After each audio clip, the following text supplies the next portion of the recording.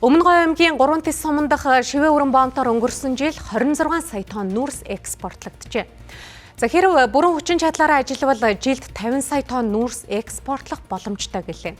Тэгвэл нүүрсний экспортын хэмжээг нэмэгдүүлэхээс гадна шивээ өрөн боомтод ажиллаж амьдарч байгаа иргэдийн нийгмийн асуудалд анхаарах шаардлага бүрдээд байна. Засгийн газраас шин сэргэлтийн бодлогыг дэвшүүлээд 3 дахь жилийнхээ нүрийг үзэж байна. За тухайлбал боомтын сэргэлтийн хүрээнд шивээ хүрэн боомтууд өнгөрсөн хугацаанд жилд 22 сая тонн болон 10 сая тонн нүүрс ачиж болох терминал. За мөн шивээ хүрэн төмөр замын өртөө байгуулагдчихжээ.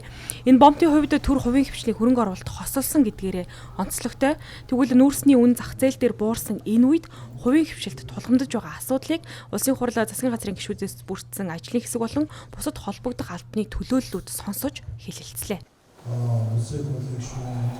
AGV буюу автомат тавцанд одоо тээврийн хэрэгсэл за нүүрсний чиглэлээр одоо буулгах талбайн одоо шилжүүлэн очих үйл ажиллагаа явуулдаг энэ чиглэлийн одоо талбай дээр бол ажиллаж байна.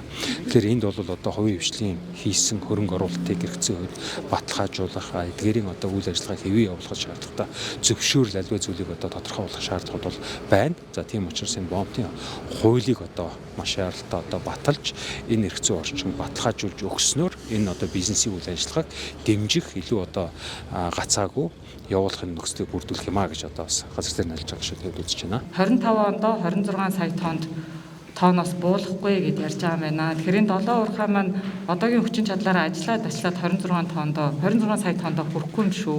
Одоогийн энэ нүүрсний зах зээлийн үн 50-аас дээш явнаар өсөх юм бол бид нар энэ 26 сая тонн дээр бол ямар ч асуудал байхгүй гэж ойлгож байна. Яг бол манай уур хариуцлагын хүчин чадал бол 26 биш, 25 биш. Хамгийн багадаа ер нь бол 51 сая тонн хүртэл олборч чадна гэдэг. За 51 бай гэхэд ер нь бол тооцоолоор бол хамгийн багадаа 30-аас 35 сая тонныг бол манай уур хариуцлагууд жилдээ олборлоо гаргаж боломжтой хүчин чадалтай нөөцтэй. Нүүрсний экспортыг нэмэгдүүлэх боломжийг судлах цаашлаад хувийн хвшлээ хийсэн томоохон хөрөнгө оруулалтыг эрх зүйн хувьд баталгаажуулах зэрэг шаардлага тулгараад байна. Том зургаараа боомтын хөгжлийн ерөнхий төлөвлөгөөг батлах, тэр дундаа шивээ хүрэн боомтод ажиллаж амьдарч байгаа иргэдийн нийгмийн асуудлыг шийдэх нь чухал байгаа юм. За шивээ хүрэн боомтоор 3600 гаруй тээврийн хэрэгсэл экспорт хийдгээ гэх судалгаа байгаамаа.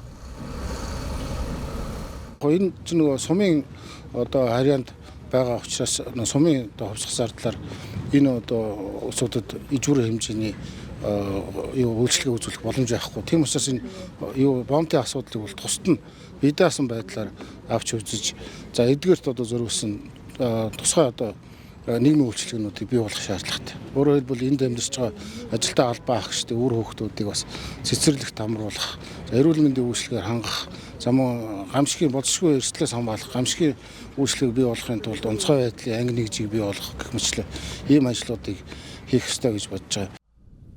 Шивээ хүрэн боомтоор 2023 онд 19.5 тонн нүүрс экспортлсон бол өнгөрсөн жил 26.5 сая тонн нүүрс гадагш харагчээ. Энэ хэмжээг нэмэгдүүлж 50 сая тоннд хүрэх боломжтой гэж нүүрс тээврийн компани төлөөллүүд онцолж байлаа. Ингэж бүрэн хүчин чадлаараа ажиллахын тулд терминалийн дотоод үйл ажиллагааг 24 цагаар ажилуулах, автомат шингэлэг тээврийн 5G гарцыг бүгд найрамдах хятад ард улстай тохиролцож нээх. За мөн шууд экспортын тээвэртэй ижилхэн нөөтөөс чөлөөлөх зэрэг нь чухал байна. Эдгээр асуудлыг засгийн газрын түвшинд шийдвэрлэхээр судалж байгаамаа.